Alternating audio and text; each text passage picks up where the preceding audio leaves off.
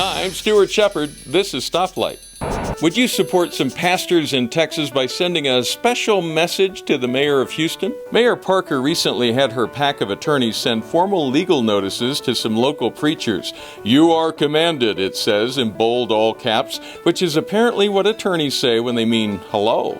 The subpoena threatens them with fines and jail time if they don't send in everything that the mayor commands. These are just a few of the items on the actual list. Writings, drawings, graphs, charts, photographs, phonograph records, notes, diaries, calendars, checkbooks, electronic or videotape recordings, emails, text messages, speeches, presentations, and sermons.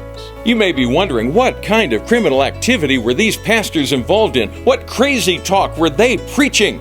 Well, the real issue here is that the pastors support God's timeless design for relationships. And they oppose the mayor's effort to add something called gender identity to a city ordinance. Something that would place gender identity above a woman's right to expect only other women to show up in a women's locker room. The pastors also supported a petition to undo what the mayor did. And suddenly it's probably becoming very clear to you what's really going on here. The First Amendment guarantees the free exercise of religion, and it guarantees the right to free speech, and it guarantees the right to petition your government. But a government official has no right to harass preachers just because they oppose her bad idea. Add it all up, and Mayor Parker managed to stomp on 3 First Amendment rights all at the same time.